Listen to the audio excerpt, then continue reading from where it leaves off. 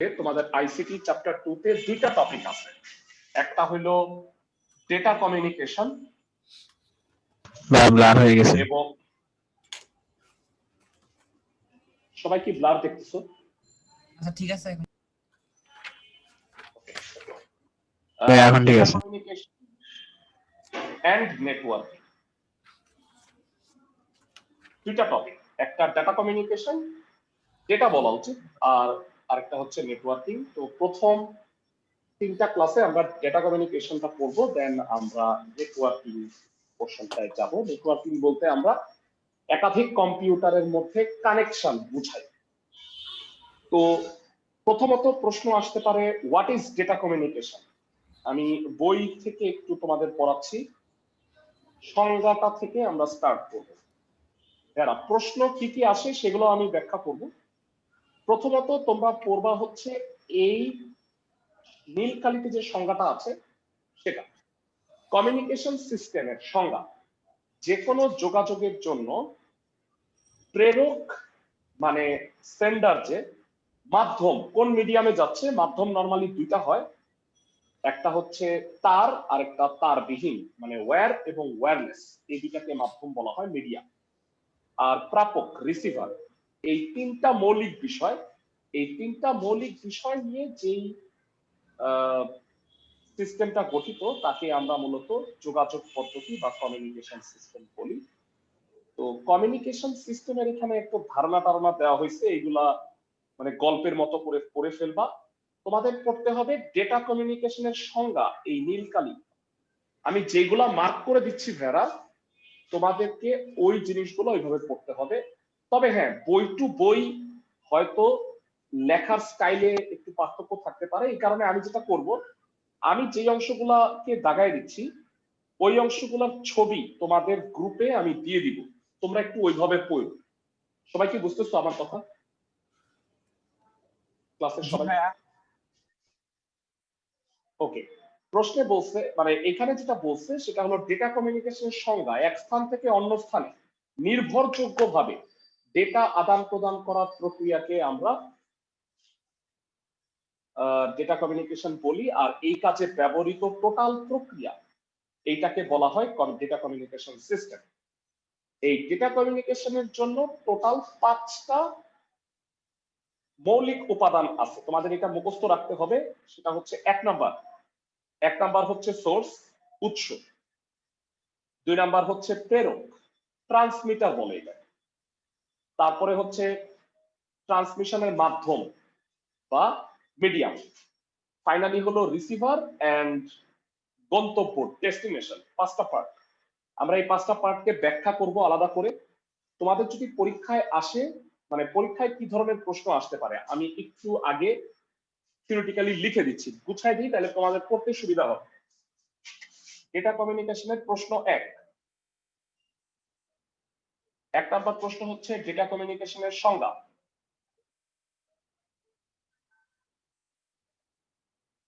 Data কমিউনিকেশনের সংজ্ঞা যেটা আমরা পড়ছি, এরপরে হলো কোশ্চেন 2, 5টি মৌলিক উপাদান।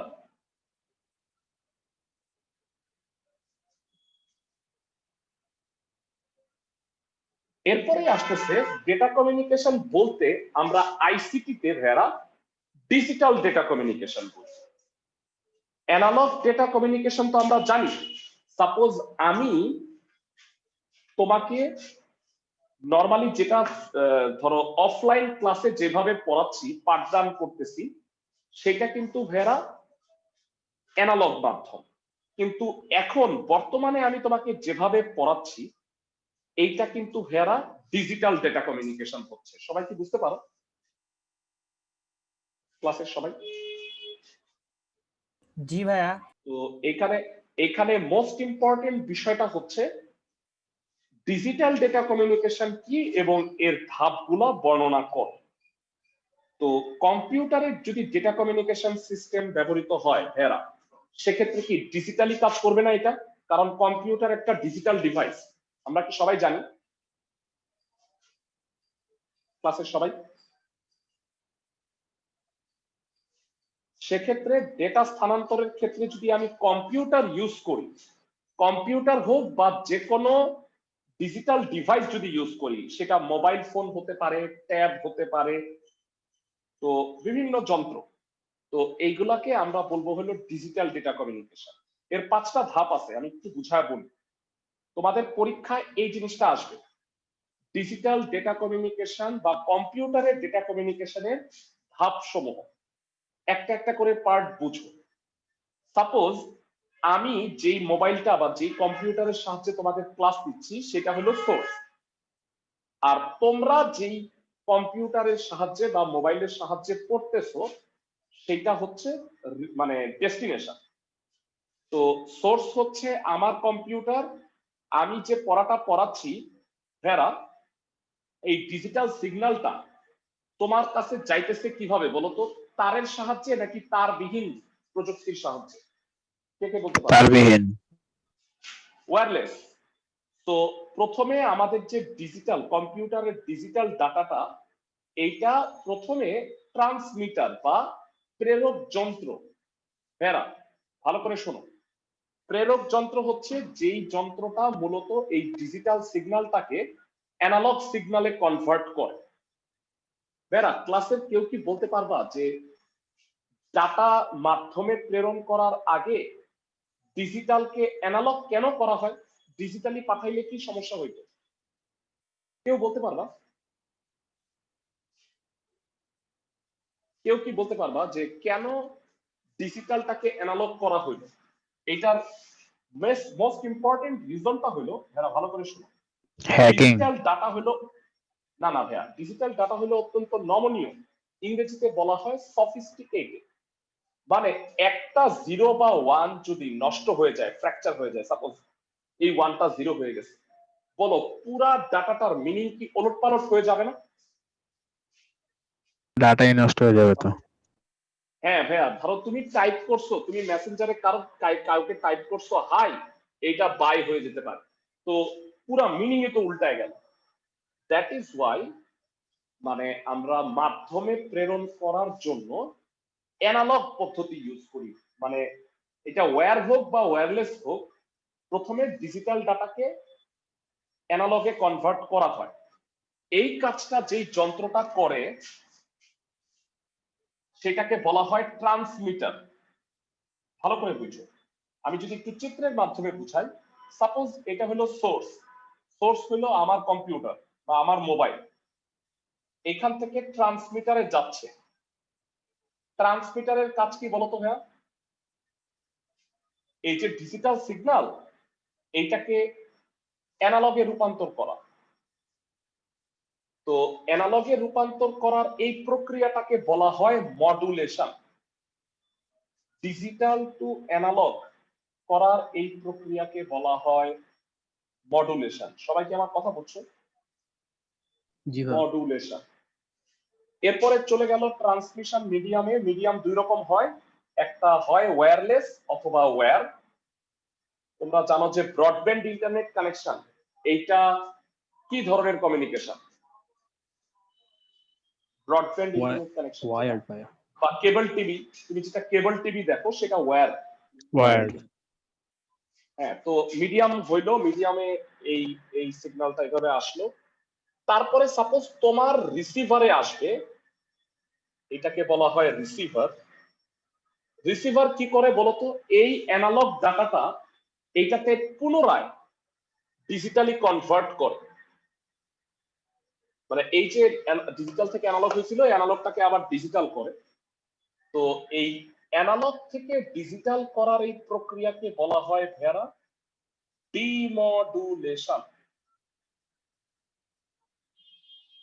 তো আমাদের কম্পিউটারে বা আমাদের মোবাইলে এই যন্ত্রটা বিল্ট ইন আছে, এই ট্রান্সমিটার আর রিসিভার।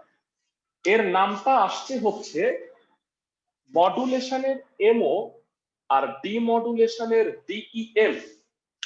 এই যন্ত্রটার নাম হচ্ছে মডেম। সবাই কি আমার কথা বুঝছো?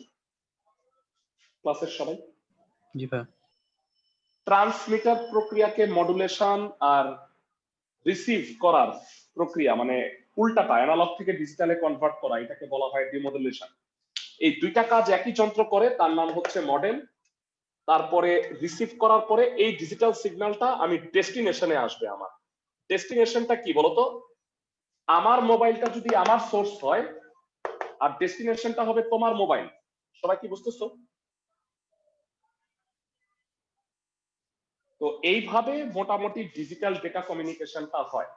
তাহলে তোমার যদি প্রশ্ন আসে ডিজিটাল ডেটা কমিউনিকেশনের ধাপ কয়টা? ধাপ হচ্ছে 5টা। ভালো করে শোনো। সোর্স হচ্ছে যে ডাটা পাঠাবে, যেই কম্পিউটার বা যেই মোবাইলের মাধ্যমে ডাটাটা প্রেরণ করা হবে, এটা হলো ট্রান্সমিটার। ভাইয়া এই জায়গায় কি সোর্সটা সার্ভার?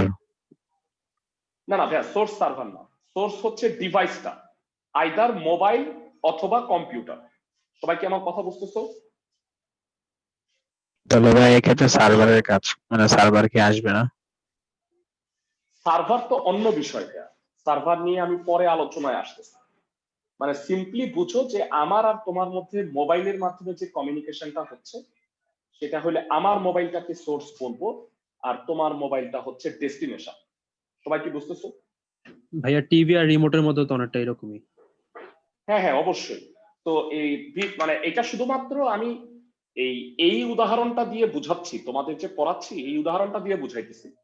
যে কোনো ডিজিটাল ডেটা কমিউনিকেশনই এভাবেই চলে।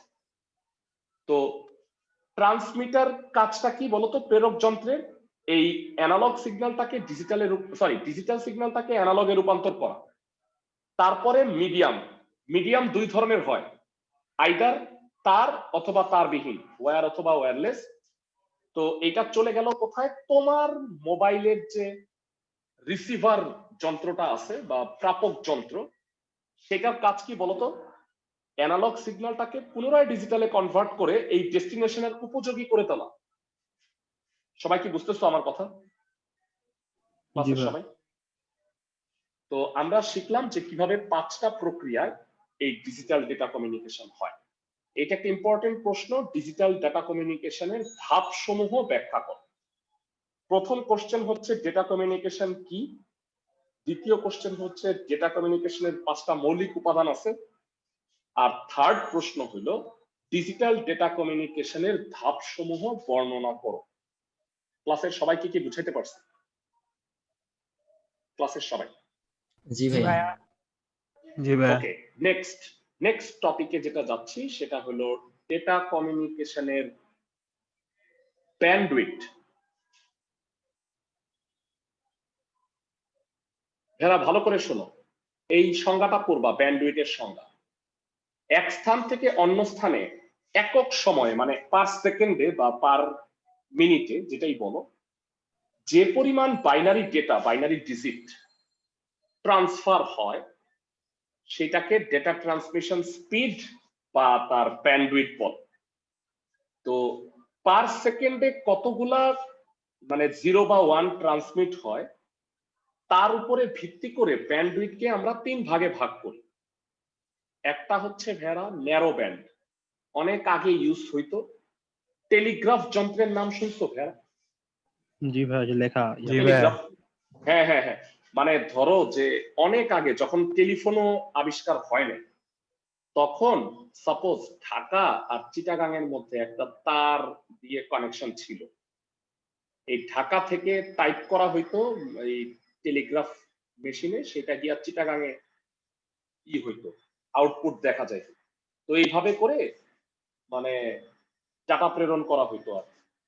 তো এই ব্যবস্থায় মানে এটা প্রাচীন ব্যবস্থা। টেলিগ্রাফ আবিষ্কার করছে কে বলো? জানো নাম? টেলিগ্রাফ যোগাযোগ ব্যবস্থা কে আবিষ্কার করছে? মার্কনির নাম শুনছো না? জি ভাই, মনে পড়ছে। জি ভাইয়া। ওকে, সাধারণত 45 বিট পার সেকেন্ড থেকে 300 বিট পার সেকেন্ড। হ্যাঁ, তোমরা হয়তো সবাই জানো, তোমরা তৃতীয় অধ্যায়ের লাস্টে আমরা পড়ে আসছি। বলতো এ একটা ওয়ার্ড, এটাকে প্রকাশ করতে হইলে কয়টা বাইনারি বিট লাগে? আস্কি ব্যবস্থায় মনে আছে ভাই? 8টা। বলছিলাম তোমাদের ভাইয়ারা 8 বিট লাগে যে, জি ভাই, মনে 0 আছে। 1 ভাইয়া। 5টা 0 আমাদের পড়াইছিলাম আস্কি কোডিং। তো এরকম পার সেকেন্ডে হয়তো 5টা লেটার থেকে সাপোজ 25টা লেটার এইভাবে ডাটা ট্রান্সমিট করা যায়। মানে 1 সেকেন্ডে সাপোজ 20টার মতো লেটার, যে এই কারণে হয়তো কি, ধরো যে এইভাবে সংকেত পাঠাইতো যে ঢাকায় থেকে চিটাগাঙে কাউকে সংকেত পাঠাইতে হবে যে তার মা অসুস্থ, তো এইভাবে লিখতো মাদার ইল কামসুম, ছোট ছোট কথা লিখে মানে এভাবে সংকেত বা প্রেরণ করা হইতো। সবাই কি বুঝতেছো আমার কথা? এই ধরনের যোগাযোগ ব্যবস্থা ধীর গতির, এটাকে বলা হয় টেলিগ্রাফ বা ন্যারোব্যান্ড। আমি কি বুঝাতে পারছি? ক্লাসের ভাইয়া। সবাইকে। জি ভাইয়া। এরপরে চলে আসলো ভয়েস ব্যান্ড। ভয়েস ব্যান্ড মূলত এরা টেলিফোন লাইনে, যারা এই বর্তমানে কিন্তু ভয়েস ব্যান্ডও অবসোলেট হয়ে গেছে। আমরা থার্ড পেজে আসতেছি একটু। যারা ভয়েস ব্যান্ডের কথা একটু বলি, যে ভয়েস ব্যান্ড হচ্ছে টেলিফোনের যে ব্যান্ডউইথটা, সেটা হচ্ছে 1200 বিট পার সেকেন্ড থেকে 9600 বা 8 কেবিপিএস, 9.6 কেবিপিএস। এটাকে বড় হাতের আমি 8 দিয়ে ভাগ করি। তোমরা জানো যে 8 বিটে 1 বাইট হয়, সবাই জানি কি এগুলো? 8 বিট জি ভাইয়া। equal to 1 byte. হ্যাঁ, তোমাদের এই যে বিট বাইটের এই ক্যালকুলেশন গুলো কিন্তু একটু জানতে হবে। আমাকে একটু তোমরা বলো এগুলো জানো কিনা, নাইলে পড়াইতে একটু সমস্যা হয়ে যাবে। বলো। ভাইয়া সবকিছু 1024 হয় না? হ্যাঁ, 1024 বা 2 টু দি পাওয়ার 10 এ হয়। একটু আমি যদি তোমাকে বলে দিই, অ্যাটলিস্ট গিগা বা এই পর্যন্ত তোমাদের জানা উচিত। 8টা বিট বা 8টা বা 0 বা 1 এ 1 হইল বাইট। 2 টু দি পাওয়ার 10 বা 1024 বাইটে কি হয় বলো? 1 কিলোবাইট। বড় হাতের বি দ্বারা বাইট বুঝায়। তারপরে 2 টু দি পাওয়ার 10 বা 1024 কিলোবাইটে কি হয় বলো? 1 এমবি। 1 মেগাবাইট। 1024 মেগাবাইটে কি হয়? 1 গিগাবাইট। 1 gigabyte 1024 গিগাবাইটে 1 terabyte. মোটামুটি এখন আমরা টেরাবাইটের যুগে আছি। সামনে টেরা থেকে এক্সা, তারপরে এক্সা থেকে জেটা, অনেক কিছুই আছে সামনে। সবাই কি বুঝতেছো আমার কথা? জি ভাই। 1024 টেরাবাইটে 1 এক্সাবাইট হয়, আবার 1024 এক্সাবাইটে 1 জেটাবাইট। ওই একটা হিন্দি সিনেমা দেখছিলাম, সেটাতে রোবট সিনেমা, অনেক আগের একটা সিনেমা দেখছিলাম, ওইটার মধ্যে বলতেছে যে my name is Chitti, speed 1 terahertz, memory 1 ভাই জেটাবাইট। রোবটের আরেকটা আছে ভাইয়া 2.0। R2 যেটা। যাই হোক, মানে ব্যাপারটা হইলো যে ওরা যেটা বুঝাতে চাইছে যে এখনো পর্যন্ত স্পিড মানে প্রসেসরের স্পিড কিন্তু গিগাতেই হিসাব করি, আর মেমোরি হিসাব করি টেরাতে। কিন্তু ও বুঝাইতে চাইছে 2010 সালেই বুঝাইতে চাইছে যে স্পিডটাই হয়ে গেছে টেরা আর মেমোরি হয়ে গেছে জেটা। বুঝছো, মানে অনেক অত্যাধুনিক বুঝাইতে ওরা এটা ইউজ করছে। ভাইয়া একটা কনফিউশন আছে। বলো ভাইয়া মোবাইলে যখন মনে করেন নেটের স্পিড টেস্ট করি, ওই সময় হ্যাঁ উপরে দেখায় মেগা বাইটে আর নিচে দেখায় মেগা বিটে। হ্যাঁ। তো এখন ওদের মধ্যে হ্যাঁ। সম্পর্কটা আসলে 10 দিয়ে ভাগ করে দেয় কেন জানি। না 10 না, 8 দিয়ে ভাগ করার কথা ভাইয়া। কিন্তু ভাই আমি মানে যখন দেখি তখন মেগা বাইটে মনে করেন 25 মানে আসলে তখন মেগা আমি বিটে বলি, আসে। আসলে ওরা করে কি মানে 8 দিয়ে ভাগ করতে করতে, মানে এটা তো আসলে এত দ্রুত ট্রান্সফার হয়, বুঝছো? তুমি ওইটা আসলে হয়তো বুঝতে পারতেছো না যে মানে 1 সেকেন্ডে তো অনেক বিটের হয়ে যায়, ট্রান্সফার হয়ে যায়, বুঝছো? তো তোমার ওইটা তুমি ক্যালকুলেশনটা দেখবা যে মিলবে না কখনোই। কারণ এই যে তুমি যে ডাটা ট্রান্সফার করো এক জায়গা থেকে আরেক জায়গায়, বলে যে অ্যারাউন্ড এত সেকেন্ড রিমেইনিং, তুমি দেখবা যে হয় তার আগেই হয়ে যায়, তাই না? অনেক সময় হ্যাঁ। এটা কিন্তু অ্যাপ্রক্সিমেট। আচ্ছা হ্যাঁ, মানে হিসাবটা একদম অ্যাকুরেটলি দিতে পারে না। যাই হোক, হ্যাঁ তুমি ওইটা করতে পারবা না। প্রসেসর হিসাব করতে করতে দেখা যায় যে স্পিডের তারতম্য হয়। তা ভেরা, তোমরা কি কেউ ভয়েস ব্যান্ড বা টেলিফোনের মাধ্যমে ডায়াল আপ কানেকশন ইউজ করছো কেউ কোনোদিন? জি ভাইয়া। করো নাই তোমরা? করছো? কয় কি তোমরা এত আগের যুগের মানুষ? তোমাদের আচ্ছা তো না, তখন ডায়াল আপ জন্মই ছিল হয়নি। না, ডায়াল আপ ছিল না। আমি একটু বুঝায় বলি, আমরা কি করতাম, আমরা আমি তো ফার্স্ট কম্পিউটার আসলে ইন্টারনেট ইউজ করা শুরু করছি হচ্ছে 2001 সালে। 2001 সালে আমি হলো ইন্টার ফার্স্ট ইয়ারে পড়তাম। তো তখন প্রথম আমরা ডায়াল আপ কানেকশন ইউজ করতাম। ডায়াল আপ কানেকশনটা কেমন, মানে আমাদের টেলিফোনের প্রসেসরের সাথে ভিতরে, একটা ব্রডব্যান্ডের হ্যাঁ লাইন হ্যাঁ থাকে, কারেক্ট কারেক্ট, ব্রডব্যান্ড না, টেলিফোনেরই একটা লাইন, অ্যান্টেনা থাকে পেয়ার কেবল। টেলিফোনের মধ্যে। তো আমরা করতাম কি, টেলিফোনের লাইনটাকে খুইলা এই মডেমের সাথে কানেক্ট করে কম্পিউটার দিয়ে ডায়াল করতাম ইন্টারনেট। তো বিভিন্ন ইসে ছিল অনলাইনের, আমি যেটা ইউজ করতাম বিওএল, বাংলাদেশ অনলাইন লিমিটেডের কার্ড। তো ওই কার্ড ইউজ করে ডায়াল আপ কানেকশন দিয়ে ইন্টারনেট পাইতাম। ওইটার স্পিড কত ছিল জানো, হাসবা, সর্বোচ্চ 8 কেবিপিএস হাইয়েস্ট। তো তখন তো আর ফেসবুক ছিল না। তখন আমরা যখন ইয়াহু মেইল ওপেন করতে দিতাম, ইয়াহুর পেজ, তো ক্লিক করে বাথরুম কইরা আসতাম, তারপরে দেখতাম যে পেজটা লোড হয়েছে এতক্ষণ। বুঝছো ভাই মানে এটা কি কি যে 2008-9 speed ছিল? তখন। 2008-9 দিনে কি এটা চালু ছিল? 2008-9 পর্যন্ত মনে হয় ডায়াল আপ। হ্যাঁ হ্যাঁ হ্যাঁ, হ্যাঁ, ডায়াল আমার আপ মনে হয় কানেকশনের ওই টেলিফোনটা আমার বাসায় এখনো আছে, ওই যে একটা অ্যান্টেনা সহ। আমি এটা ইউজ করতে এটা দেখছি ভাই অনেকে, আব্বুকে, তখন তো বুঝতাম না। হ্যাঁ এটা, আপনি বলাতে মনে হ্যাঁ পড়ছে। আগে আগে মানুষজন এটাই ইউজ করতো, তখন ব্রডব্যান্ড ছিল না, বুঝছো।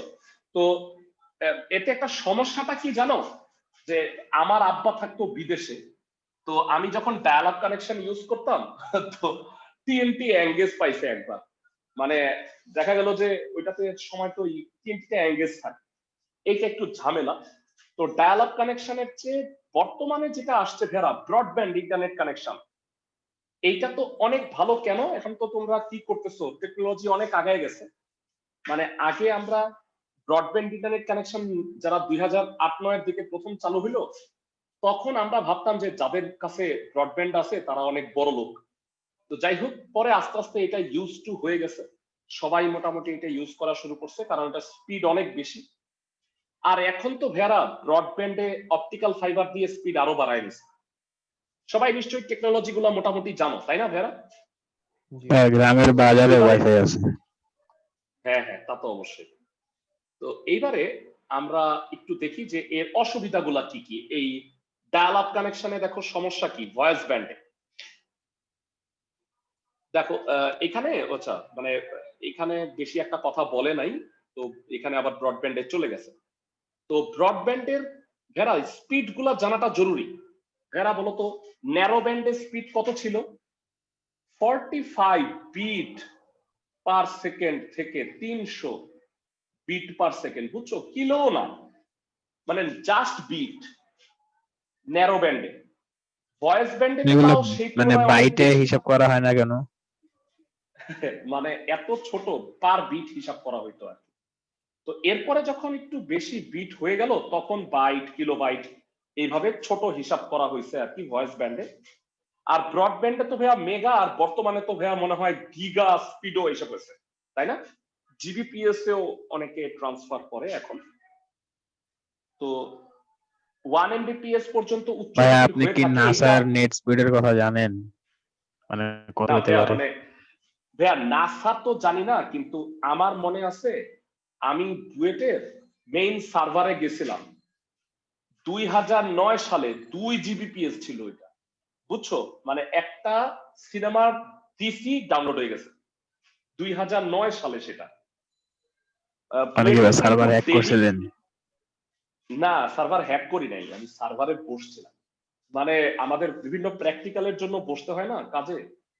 তো ওই মানে কম্পিউটার রিলেটেড একটা ছিল, ওইখানে বইসা সার্ভারের স্পিড টেস্ট করার জন্য একটা ডাউনলোড দিছিলাম, দেখলাম যে 2 সেকেন্ডে 3-4 জিবি নেমে গেছে। তখন তো এটা অস্বাভাবিক মনে হচ্ছিল।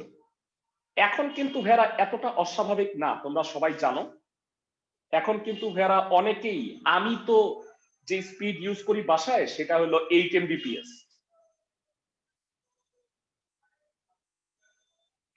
যাই হোক, তো তোমাদের যেটা পড়তে হবে ভাই যারা নাসারটা মানে আনুমানিক কত হবে 50 জিবিপিএস? আরো বেশি মনে হয় 100 Gbps হতে পারে। আমি এক্স্যাক্টলি মানটা জানি না, কিন্তু এটা যে মানে অ্যাটলিস্ট 100 Gbps এটা শিওর মনে হয়। ওকে, এবারে যারা তোমাদের আমি পড়ার একটা টেকনিক বলে দিচ্ছি, সবাই না পড়বা এইভাবে ছক আকারে, তাইলে তোমাদের না পড়তে সুবিধা হবে। মানে এখানে অনেক কিছু আছে যে তিনটা ভাগ সামনে আমি বলবো। সাপোজ এখানে ন্যারো ব্যান্ড, এখানে ভয়েস ব্যান্ড, আর এখানে ব্রডব্যান্ড। এইভাবে লিখে তোমরা স্পিড কত, কোনটার সুবিধা কি, কোনটার এইভাবে যদি তুলনামূলক আলোচনা করো তাহলে কিন্তু অনেক সুবিধা হবে। তো এখানে ওরা কি গদ বাঁধা আলোচনা করছে তো, যে ব্রডব্যান্ডে গেমিং এগুলো কার্যকর করা সম্ভব হয়, মানে ভয়েস ব্যান্ডে এটা প্রায় অসম্ভব ছিল।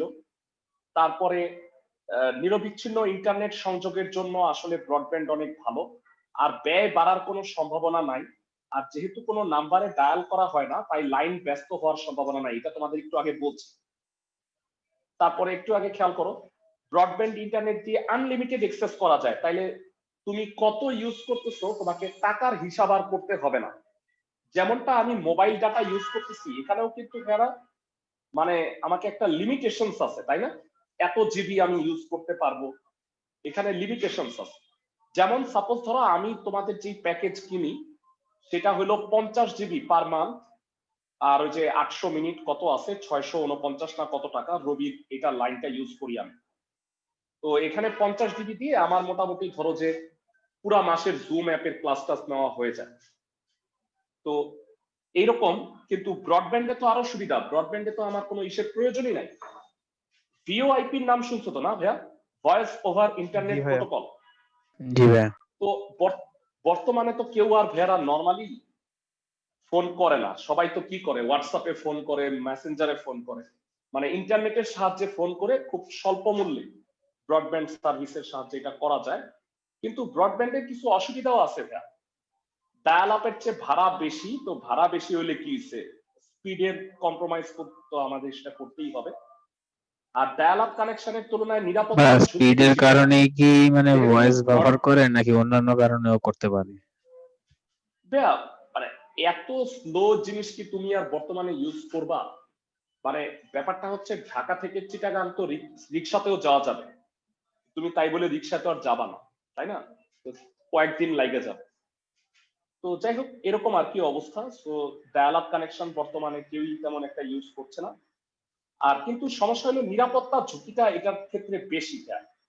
মানে কারণ ব্রডব্যান্ডের ইন্টারনেট কানেকশন কিন্তু যে কেউ তারের সাহায্যে কানেক্ট করেও নিতে পারে, অথবা ওয়াইফাই যদি থাকে তাহলে তো ইজিলি নেটওয়ার্কের আন্ডারে চলে আসে। সবাই কি বুঝতেছো ক্লাসের সবাই? জি ভাইয়া। আর মানে নরমালি টিভি বা ইত্যাদি সকল টিভি নেটওয়ার্ক এই ইন্টারনেট অ্যাক্সেসের উপযোগী হয় না, বা গ্রামীণ বা দূরবর্তী অঞ্চলে কিন্তু আমাদের এই মানে ব্রডব্যান্ড ইন্টারনেট কানেকশন কিন্তু সাধারণত নাই। আমরা শহরেই কিন্তু আমরা এগুলো পাইতেছি। তো এগুলো একটা অসুবিধা। তো আমরা পড়লাম 3 ধরনের ডেটা কমিউনিকেশন, স্পিড অনুযায়ী 3 প্রকার হয়। 3টার মধ্যে তুলনামূলক আলোচনা করে নিলাম। স্যার এবারে আসো, আমার বইতে তো মানে এত ব্রডব্যান্ডের সুবিধা অসুবিধা এগুলো নাই। আমি ক্লাসের শেষে করব কি, এই যে ছবিগুলো আছে না, এই ছবিগুলো তোমাদের গ্রুপে দিয়ে দিই। আরেকটা জিনিস, তোমরা তো আমার হ্যান্ড নোট পাও নাই। আমার এই চ্যাপ্টারে একটা সুন্দরভাবে হ্যান্ড নোট করা আছে, যেখানে তুমি একদম যা যা পড়তে হবে তার জিস্ট একদম সামারি আকারে লেখা আছে। আমি ছক আকারে সবগুলা লিখে দিচ্ছি। Narrow band, voice band, broadband, তারপরে সিমপ্লেক্স, ডুপ্লেক্স, হাফ বা ডুপ্লেক্স। এটা কি গ্রুপে দিয়ে দিবেন? হ্যাঁ মানে এইটা গ্রুপে দিব না, এটা হলো তোমরা যে জিমেইলে দিব তোমাদের, তোমরা যে ড্রাইভে আপলোড করে রাখবো, তুমি ওখান থেকে নামায় নিবা, অথবা তোমরা প্রিন্টেড কপি চাইলে কোচিং থেকে নিতে পারো। সবাই কি ভাই বুঝতেছো? আমি 2টা শীট আনছি, ওটার মধ্যে কি আছে? না আমি একটা শীট বোধহয় দিছি সিকিউ আর এমসিকিউ, ওইটা কি পাইছো মনে হয় না জি ভাই। ক্লাসের সবাই? আর এই যে 1 নাম্বার আর 2 নাম্বার চ্যাপ্টারের থিওরিটিক্যাল, এইগুলার জন্য আলাদা শীট আছে, এটা তোমরা চাইলে কানেক্ট করতে পারো অথবা তোমরা চাইলে অনলাইনে নামায়ও নিতে পারো তোমাদের আচ্ছা ইচ্ছা। ভাই রবিবার আসবো না তাহলে নিতে। হ্যাঁ হ্যাঁ আসো, কোনো সমস্যা নাই। সকাল 11টা থেকে বিকাল 5টার মধ্যে আসবা আর কি। আসলে সবাই কি বুঝতেছো? আচ্ছা জি ভাই। ভাই। অলরেডি তো ভাই আপনার সাথে 2-3 বার দেখা হয়েছে কোচিং এ। হ্যাঁ ঠিকই বলছো। তো এইবারে আমরা পরের পোর্শনটায় যাচ্ছি, একটু থিওরিটিক্যাল পড়া। ডেটা কমিউনিকেশন মাধ্যম এরা বা মেথড, এরা নরমালি ডেটা কমিউনিকেশন দুই ভাবে হয়, একটা প্যারালালি আর একটা হলো সিরিয়ালি। সিরিয়ালি ডেটা কমিউনিকেশনকে আবার 3 ভাগে ভাগ করা যায়, সিনক্রোনাস, অ্যাসিনক্রোনাস, আইসোক্রোনাস, একটা একটা করে আলোচনা করব। তবে তার আগে আমরা প্রথমে আলোচনা করে নিচ্ছি প্যারালাল আর সিরিয়াল ডেটা কমিউনিকেশনের মধ্যে পার্থক্যটা কিরকম। চিত্রে দিয়ে বোঝানো হয়েছে খুব সুন্দরভাবে। যারা লক্ষ্য করো, এটা হলো ট্রান্সমিশন সাইড, এটা হলো রিসিভার সাইড। তো খেয়াল করো, এখানে একসাথে 8 বিট ডাটা পাঠানো হচ্ছে প্যারালালি, মানে এই D7 কে ডাটা পাঠাচ্ছে। তোমরা জানো যে বাইনারি ডাটাতে শুধু দুইটা জিনিস থাকে, কি কি বলো তো? 0-1 0 অথবা 1। তো এখানে 8 বিট কেন পাঠানো হয়েছে বলো তো ভাইরা? 8 বিট দিয়ে তোমাকে কি বোঝানো হয়েছে? আজকে যে কোনো একটা ক্যারেক্টার ASCII 8 কোড থাকে না ভাইয়া, সবাই কি বুঝতেছো? জি ভাই। এই কারণে 8টা ইনপুট সাইড আর 8টা আউটপুট সাইড একসাথে কানেক্টেড থাকে এবং একবারে 8 বিট ডাটা পাস হয়ে যায়। এই ধরনের কমিউনিকেশনকে প্যারালাল ডেটা কমিউনিকেশন বলে। আর এটা একটা ব্যয়বহুল পদ্ধতি এই কারণে যে আমার অনেকগুলা ইনপুট আর আউটপুট আর এতগুলা তারের প্রয়োজন হয়। সবাই কি বুঝতেছো? জি ভাই। জি ভাই। আর আমি যদি এই ডাটাটাকে সিরিয়ালি পাঠাতে চাইতাম তাহলে কি করতাম বলতো ভেরা? প্রথমে এমএসবি থেকে সিরিয়ালি এলএসবি তে যায়, 0 1 1 0 0 0 1 1 এইভাবে করে ডাটাটা পাঠাইতাম। সবাই কি বুঝতেছো? জি ভাই। ভাইয়া ইয়া মাইক বুঝলি? ভাই অপটিক্যাল ফাইবারের ভিতরে কতগুলো মাইক্রোফাইবার থাকে? হ্যাঁ, এটা অপটিক্যাল ফাইবারের উপরে ডিপেন্ড করে। মানে অপটিক্যাল ফাইবার কেবল তো আর একরকম না, অনেক রকম। আমরা যে রাউটার ইউজ করি সেটার মধ্যে এটা তো আমার মুখস্থ নাই, একটু দেখে নিতে হবে মানে কতগুলো মাইক্রোফাইবার থাকে, এটা এখানে লেখা আছে। এদিকে দেখো, সিরিয়াল ডেটা কমিউনিকেশনের মধ্যে কি বলা হয়েছে? ডেটা কমিউনিকেশন পদ্ধতিতে ডেটার বিট বিন্যাস আর সিরিয়াল একটা একটা করে পাস হয়। তো এখানে দেখো, আমি যেটা বুঝাইছিলাম যে এমএসবি থেকে এলএসবি সিঙ্গেল লাইনের মধ্যে দিয়ে পাস হচ্ছে। আর এখানে টোটাল একটা জিনিস দেখানো হয়েছে যে সাপোজ এখানে দেখো সেন্ডার, এখানে এই ডাটা কমিউনিকেশনটা কিরকম বলতো? সিরিয়াল নাকি প্যারালাল? প্যারালাল। প্যারালাল। প্যারালাল। আর এইখানে সেন্ড করা হয়েছে দেখো সিরিয়ালি। সিরিয়ালে সিরিয়ালি সেন্ড করার পরে আবার সিরিয়াল টু প্যারালাল কনভার্ট করে এই রিসিভার ডাটাটা পাইল। তো এখানে যে মূলত কাজটা করা হয়েছে সেটা হলো কমিউনিকেশন মিডিয়া। সেই মিডিয়া এখানে সিরিয়াল ডাটা ট্রান্সমিশন ইউজ হয়েছে। সবাই কি বুঝতেছো? ভাই মানে কিবোর্ডে কি তোমরা এটা খেয়াল করো, ইউজ এটা করা হলো- হয়? হ্যাঁ হ্যাঁ হ্যাঁ যারা আমি একটু বুঝায় বলি, কিবোর্ডের ক্ষেত্রে না আমরা এই মানে সিরিয়াল ডাটা ট্রান্সমিশন ইউজ করি। এর পিছনে রিজন হইলো, যেই কিবোর্ড কিটা আমি আগে প্রেস করব সেই কমান্ডটা কি আগে করা উচিত না? হ্যাঁ ভাই। এই কারণে মানে তুমি যদি প্যারালাল ইউজ করো এক্ষেত্রে কমান্ডের আগে পরে হয়ে যাওয়ার জন্য তুমি যে কাজটা করতে চাচ্ছ দেখা যাবে যে ওই কাজটা হবে না। এই কারণে কিবোর্ডে সাধারণত বা serial বিটে data- গন্ডগোল লাগবে তখন। হ্যাঁ হ্যাঁ, তো আমরা সেটা ব্যাখ্যায় যাব। তো মূলত প্যারালালের কিন্তু কোনো ভাগ নাই, কিন্তু সিরিয়াল ডেটা কমিউনিকেশনের ক্ষেত্রে ভেড়া এটা 3 প্রকার। একটা হচ্ছে অ্যাসিনক্রোনাস, একটা সিনক্রোনাস আর একটা আইসোক্রোনাস। আইসোক্রোনাসটা কিন্তু বেসিক্যালি সিনক্রোনাস পদ্ধতি, কিন্তু একটা ছোট্ট পার্থক্য এখানে আছে, আমি সেটা বলবো। মূলত কিন্তু 2 প্রকার, অ্যাসিনক্রোনাস আর সিনক্রোনাস। আইসোক্রোনাসটা হচ্ছে সিনক্রোনাসেরই একটা ভাগ। কি ভাগ সেটা পরে আসতেছে। প্রথমত আসো, এইটা কিন্তু সবচেয়ে ইম্পর্টেন্ট টপিক ভাইয়া, মানে এই চ্যাপ্টারের one of the most important topic হচ্ছে অ্যাসিনক্রোনাস আর সিনক্রোনাস কমিউনিকেশন। প্রথমে আসো অ্যাসিনক্রোনাস কমিউনিকেশন। অ্যাসিনক্রোনাস কমিউনিকেশন হচ্ছে, ধরো 8 বিটের একটা ক্যারেক্টার আছে, সাপোজ 0 1 5টা 0 1, এইটা আসলে এ, তাই না? এরা জানো তো সবাই, মানে 65 এর ASCII হইল এ, আমি তোমাদের পড়াইছিলাম। তো সাপোজ আমার বানান নামের বানান হচ্ছে আবু, তারপরে সুফিয়ান আছে।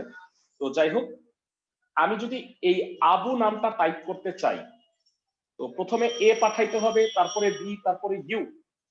তো এক একটা ওয়ার্ডের জন্য আমার 8 বিটের করে করে ক্যারেক্টার পাঠাইতে হবে।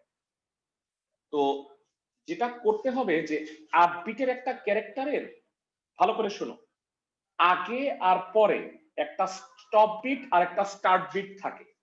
মানে সাপোজ এ, এইটা স্টপ বিট 0 আর স্টার্ট বিট সাপোজ 1, তার মানে মানে আমার একটা লেটার লেখা শেষ হয়েছে, তারপরে আবার বি লিখি, মানে বি এর আগে কিন্তু আবার আবার একটা কি হবে, স্টার্ট বিট দিতে হবে, মানে 1 স্টার্ট, তারপরে কি বি, তারপরে আবার স্টপ।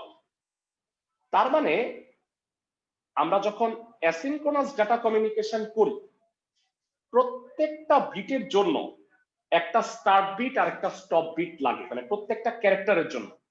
সবাই কি আমার কথা বুঝতেছো? জি ভাই। ভাই কোনটা এই 0 কারণে কোনটা 1 হবে? যারা নরমালি স্টপ বিটকে আমরা দিই 0 স্টপ, আর স্টার্ট নতুন একটা বিট শুরু, তখন আমরা দিই 1। তো এটা আবার কি মাইক্রোপ্রসেসর থেকে ডিফাইন করে দেওয়া হয়, এটা উল্টাও হইতে পারে। সবাই কি আমার কথা বুঝছো?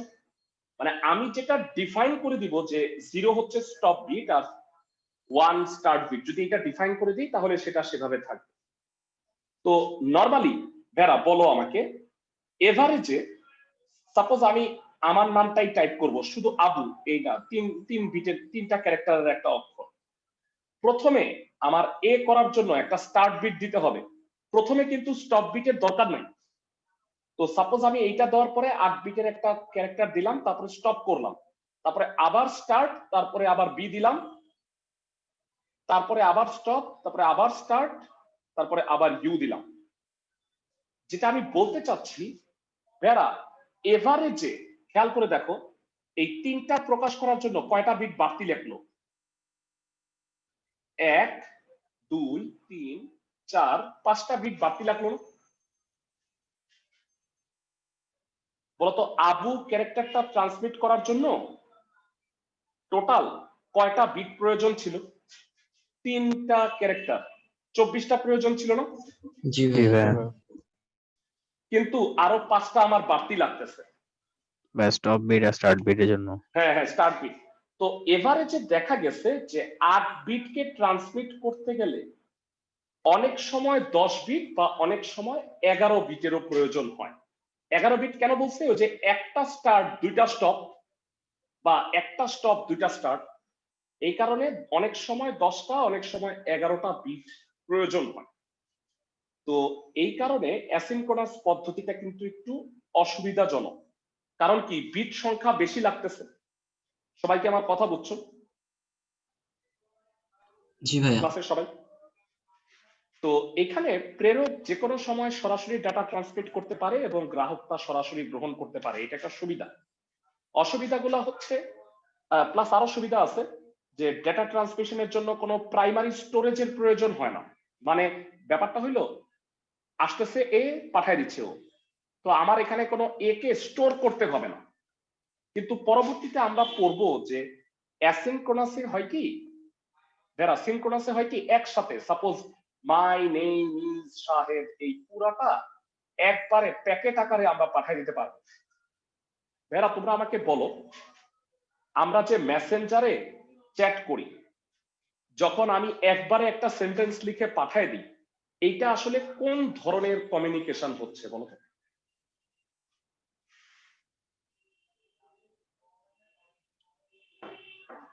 এটা আসলে কোন ধরনের কমিউনিকেশন হচ্ছে?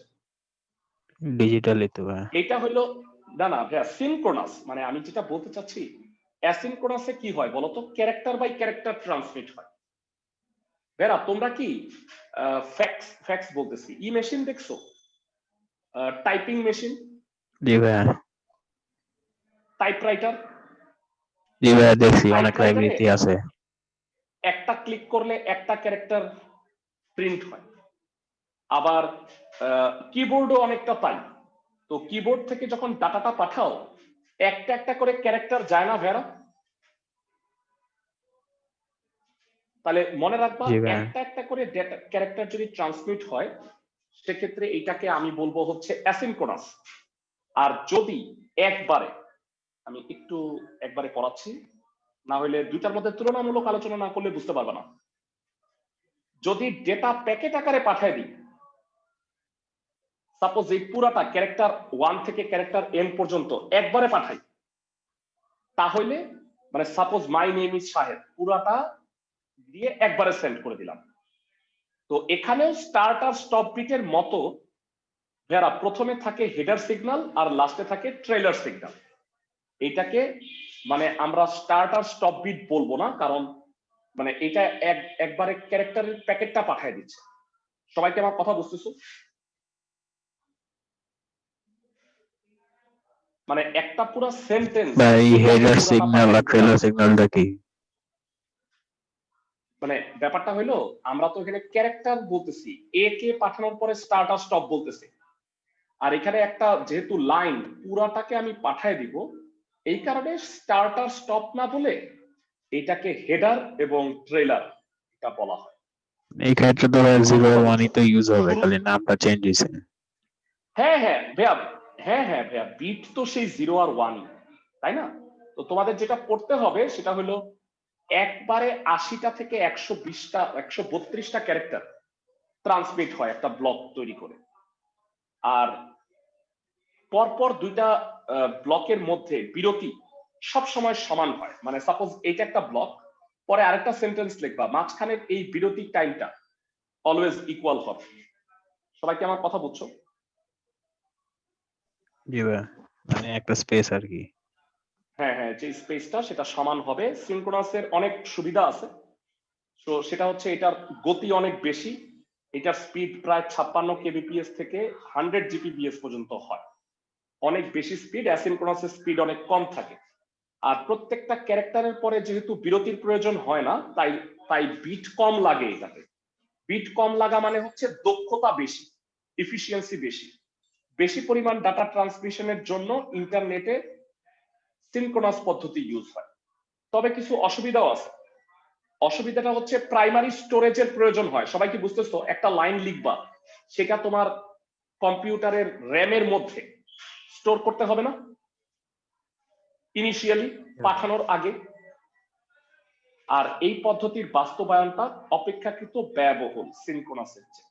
তবে এক একটার কাজ এক এক জায়গায়, মানে দুইটা কিন্তু আসলে একরকম না। কোথায় কোথায় ইউজ হয় সেটা একটু বলে দিছে।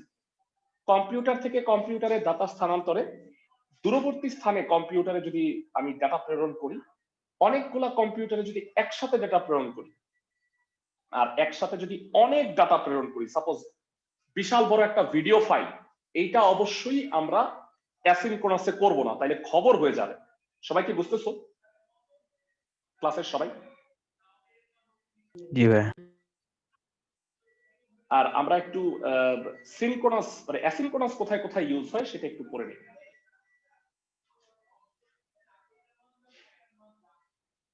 দেখো, অ্যাসিনক্রোনাস গুলো ইউজ হয় কিবোর্ড থেকে সিপিইউ তে, সিপিইউ থেকে ভাইয়া মনিটরে, বিটের সাথে কি সিপিইউ থেকে পিক্সেলের প্রিন্টারে। কোনো সম্পর্ক আছে? হ্যাঁ ভাইয়া, অবশ্যই। তোমরা একটু মনে রাখবা যে 100x100 এই পিক্সেল, মানে রেজলিউশন বলি না আমরা, 1 ইঞ্চি, এটা ও 1 ইঞ্চি মানে 100x100 পিক্সেল। তো তোমরা বুঝতে পারছো অ্যাসিনক্রোনাস সিনক্রোনাস কোথায় ইউজ হয় ভেরা? নরমালি কমান্ড জি ভাই, যেগুলোতে ট্রান্সফার হয় সেগুলোতে অ্যাসিনক্রোনাস ইউজ করি, আর সিনক্রোনাস ইউজ করি হচ্ছে বড় কোনো ডাটা ট্রান্সমিশনের ক্ষেত্রে। এই চ্যাপ্টারের সবচেয়ে ইম্পর্টেন্ট প্রশ্ন হচ্ছে ভাইয়া এইটা আমি এখন যেটা পড়াবো। ভাইয়া সেটা সব হচ্ছে ধরনের ইনপুট কি একই টাইপের হয় নাকি? না না ভাইয়া, মানে নরমালি ডিজিটাল ডাটা আমি এক জায়গা থেকে এক জায়গায়, সাপোজ এখান থেকে আমি কম্পিউটারে প্রিন্টার মানে সিপিইউ থেকে প্রিন্টারে কমান্ড দিলাম, আমি যদি এটা ক্যারেক্টার বাই ক্যারেক্টার না দিয়ে একবারে দিই, অনেক সময় যেটা হইতে পারে প্রিন্টিং এর মানে এটা ঠিক থাকবে না, আমি যেই ভাবে প্রিন্টটা করতে চাচ্ছি দেখা যাবে যে ওইভাবে হবে না, মানে যেই ডাটাটা আগে পৌঁছাবে সেটা আগে প্রিন্ট হয়ে যাবে। তো দ্যাট ইজ ওয়াই প্রিন্ট তো আমি অ্যাকচুয়ালি যেভাবে আছে এইভাবেই চাই, এই কারণে ক্যারেক্টার বাই ক্যারেক্টার পাঠানো হয়। সবাই কি বুঝতেছো আমার কথা? তুমি দেখবা প্রিন্টারে এইভাবে প্রিন্ট হয় না, মানে ইটা মুভ করে তারপরে এক প্রিন্ট হয়ে আসে। জি ভাইয়া, বাম থেকে ডান দিকে উপরে নিচ থেকে যেতে থাকে। হ্যাঁ হ্যাঁ হ্যাঁ, তো ওইভাবে ও ক্যারেক্টার বাই ক্যারেক্টার প্রিন্ট করে থাকে আর কি।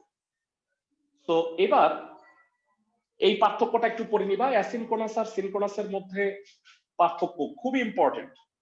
এর মধ্যে সবই তো তোমরা মোটামুটি জানো, এই যে ডাটা ট্রান্সমিশনের স্পিড সাধারণত 56 kbps ম্যাক্সিমাম, আর এটা শুরুই হয় 56 থেকে 100 gbps পর্যন্ত হয়। এখানে আরো বলা হয়েছে যে এখানে কোনো প্রাইমারি স্টোরেজের প্রয়োজন হয় না, এখানে অবশ্যই প্রয়োজন হবে। আর পরপর দুইটা ক্যারেক্টারের ট্রান্সমিশনের মধ্যে মাঝখানের বিরতি সবসময় সমান হয় না, কিন্তু সিনক্রোনাসের ক্ষেত্রে মাঝখানের বিরতি সবসময় সমান, মানে হেডার আর ট্রেলারের পরে বিরতিটা সবসময় ইকুয়াল হবে। সবাই কি আমার কথা বুঝছো? জি ভাইয়া। ওকে, তো একটা ম্যাথ এখানে করা হয়েছে, ম্যাথটা একটু দেখি, অনেক সময় এরকম বানায় আসে। ম্যাথটা খুব ইন্টারেস্টিং, সবাই একটু খেয়াল করো। আমাকে বলছে 10 কিলোবাইট ডাটা আমি যদি আদান প্রদান করি, তাহলে অ্যাসিনক্রোনাস আর সিনক্রোনাসে মানে পদ্ধতির দক্ষতার তুলনা করো। বেরা বলো, অ্যাসিনক্রোনাসে 8 বিট প্রেরণ করতে মোটামুটি 3টা বেশি বিট লাগে না?